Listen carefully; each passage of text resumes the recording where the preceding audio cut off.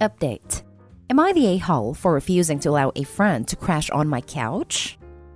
Original story. I recently moved into a penthouse apartment. It's not all it's cracked up to be. It's called a penthouse, but it's just a 2-bedroom apartment about twice the size the usual ones, located on the roof of my apartment building, and have been trying to put my life back together. Part of the problem is, before moving into this place, I was letting people practically walk all over me and get away with damn near everything, under the pretense of them being my roommates. As in, they can do pretty much what they wanted, as long as they paid their part of the rent, or so they said. I started going to therapy to help with some of the problems I was having, and part of that therapy was for me to move out. It was pure chance that I got where I am now, and I couldn't be happier. However, one of the former roommates got kicked out of the apartment I left, after he got a number of noise complaints. Mostly due to his own anger issues, and yelling at the top of his lung that anyone on YouTube, TV, or the news who annoyed him should be shot, or something worse. Now, he doesn't specifically know where I live, just that I have more space than I did before. So he called me up and asked me if he could crash at my place, until he could get an apartment of his own. I said no. This was fine. Until yesterday when he started calling me and saying that since I lived in a penthouse, that meant I had space, so I needed to let him stay with me. I repeated my previous no, and he called me all manner of things before hanging up. Now, through our mutual friends, I'm being told that I'm being an a-hole here. Since I do have the space to spare, it is unlikely there'd be a noise complaint since I don't have any neighbors per se. I just don't want to do something that may lead to the problems I left, but I can't help but kinda see some of their reasoning. Am I the a-hole here? And what would be a better way to explain things to people giving me crap about it? Now for the top comments before reading the update. Not the a-hole. You moved out because he was a bad roommate. He got evicted because he is a bad tenant. Just because you don't have next door neighbors doesn't mean you don't have neighbors. You still have downstairs neighbors who won't be happy that some a-hole in the upstairs apartment is shouting at YouTube videos all day. And even if you didn't have downstairs neighbors, you literally moved out because living with him was so terrible. Why would you want to live with him again? Thank you. I really love it here. And for the first real time in years, it feels like everything is going in the right direction for once. Finally getting out of a bad living situation is a special thing. Don't let this guy ruin it for you. From the sound of things, it seems like he has plenty of other people who care about his living situation, so I'm sure one of them will take him in. Think of it this way. If you let him crash for a day, you will be stuck with him forever, and getting rid of him will be a toll in your self-help progress. Don't ruin your happiness because of someone else's choices. Not the a-hole. And any friend that calls you a a-hole, you need to say, "Alright, so why don't you take him in?" Don't bring him in, because he will never leave.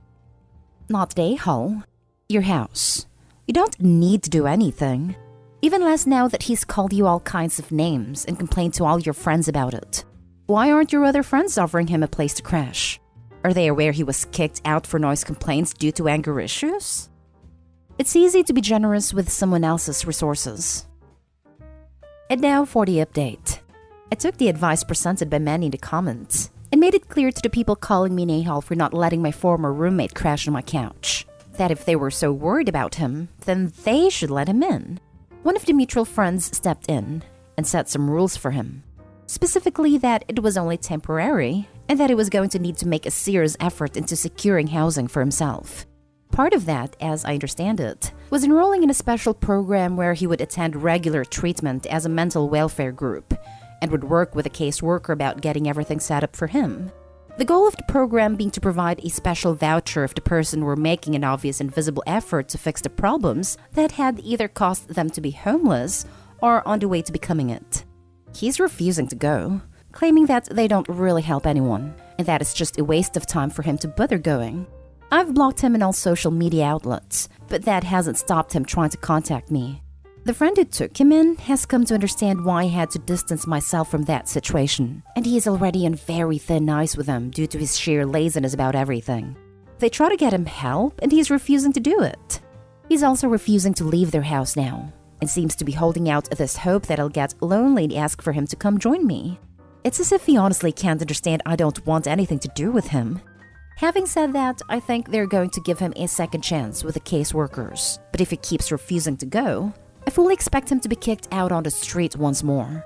I do know that everyone in our friend group have started to back away from him, having seen or heard what the other friend is dealing with, and maybe coming to realize why I reacted like I did to his being kicked out in the first place.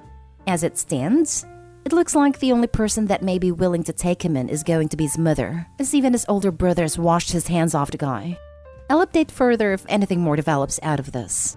Note, I've also instructed my landlord and property manager about the issue with his former friend/roommate. They have placed him on the do not enter list, meaning that if he sets foot on the property, they will refuse entry. And if he doesn't leave, they will trespass him from the property. It's a safety measure they usually take with DV situations, married couples or otherwise, but feel that given my history, I fit the bill to qualify for such protection. Just 1 week with him on someone else's couch, and they all realize what a nahal the guy is. Good for you for not caving in, Opie. Hopefully you got a lot of apologies from some of those friends. Most aren't talking to me anymore. I figure I can live without them. I'm only posting the update now as I have a meeting with my therapist in a couple hours and expect we'll bring this up. For the best, enjoy your a-hole-free apartment with no roommates or fair weather friends. Wait, so they all realized what a nightmare he is and still are mad at you for not taking him in? Way to go for holding your ground and insisting on them respecting your boundaries. I bet you are so proud of yourself for maintaining a peaceful home. Keep up the good work. I didn't see your first post before now, but I'm glad things are going well for you. You made your friends put their money where their mouth is, and the situation has helped you show who your true friends are. This is a great update. Keep doing what you're doing to remain safe. I'm glad it has do not enter list for your building. But do you carry some sort of mace or pepper spray? Not that I'm assuming the ex-roommate would come after you or anything, but with his anger issues, I'd be taking every precaution I could. It's also glad to hear some of your other friends are seeing the truth now. However, I would also hesitate letting any of them back into your life or your new apartment since it took another friend for them to see the truth. It seems like they didn't care about your opinion until someone else had the same one. Now for the next story. Am I the a-hole for refusing to pay rent to landlord, causing neighbors to be evicted? Are we the a-hole since my wife participated as well? 6 months ago, we moved into a duplex unit in a crowded city. The landlord went over all the amenities, but the only thing that truly sold us was the 2 reserved parking spaces for us. The wife and I have hectic work schedules, and trying to find city street parking is almost impossible. The landlord also told us that the neighbor is a single father with 2 kids. This place seemed perfect. How naive we were. The first week we moved in, neighbor had allowed their visitors to park their cars in our parking spaces. The first 3 weeks or so, we knocked on the door and politely asked them to move their cars. They always did, but when we knocked on their door for the 100th time, it just became a nuisance. After talking to the neighbor, there seemed to be no progress, although frequently given fake promises.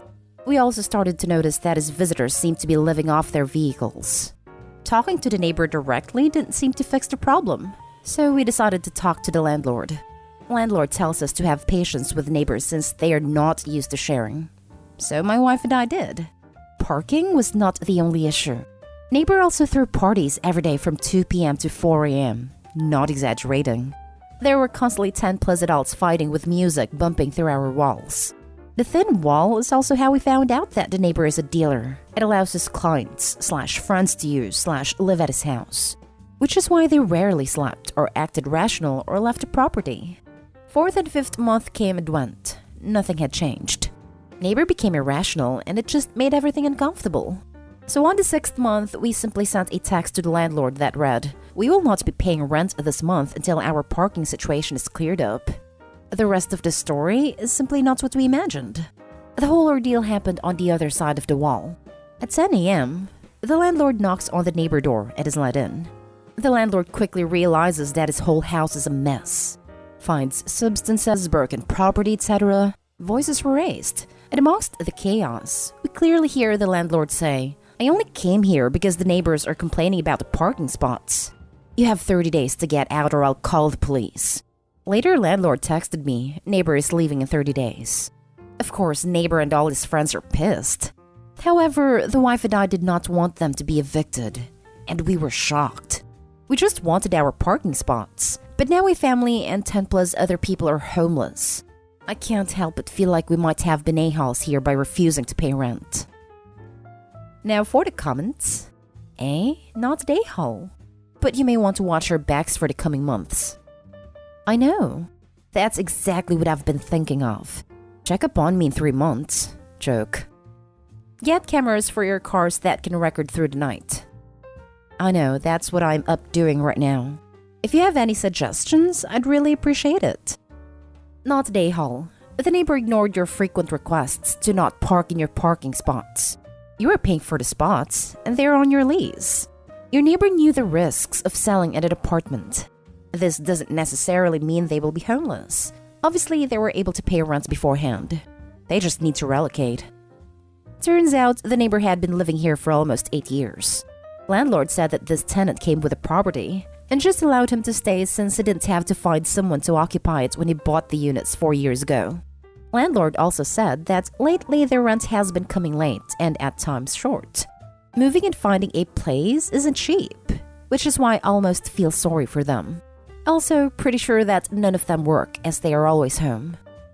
Not an a-hole. Neighbor brought it upon himself.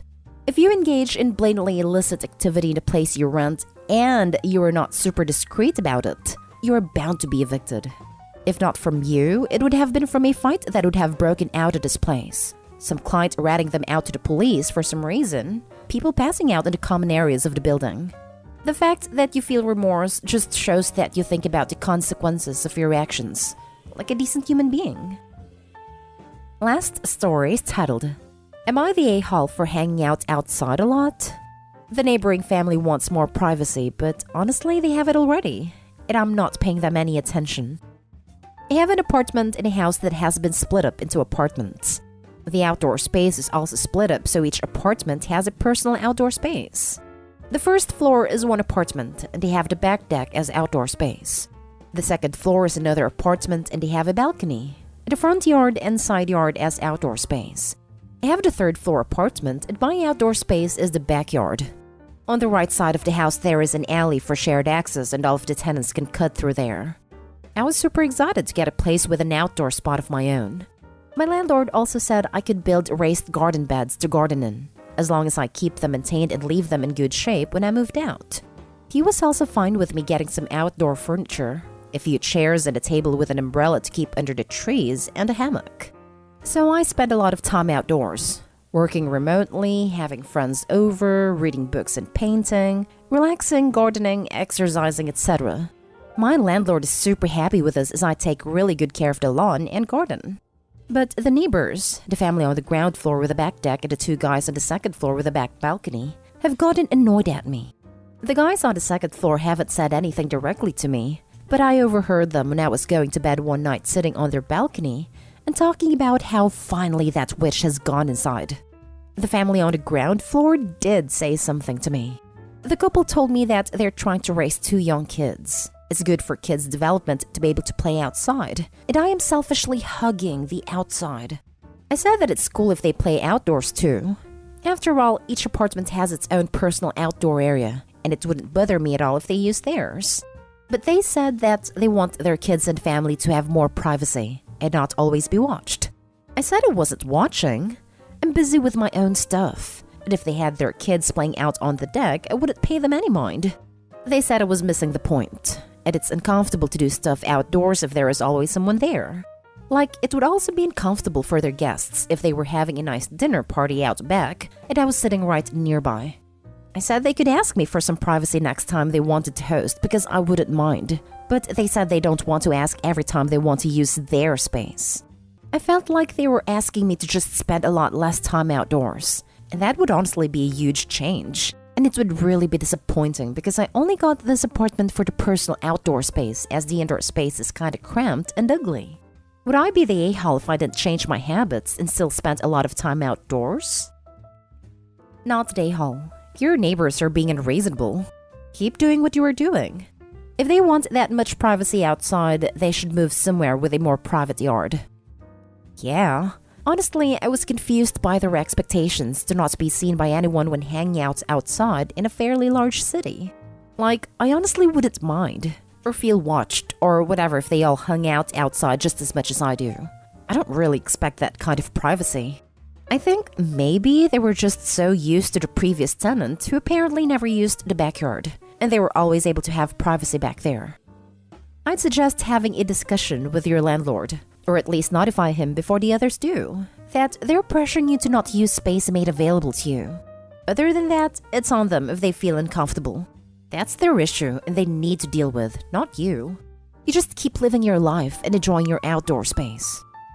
Not a-hole. You are within your lease agreement, and your neighbors seem off their rocker.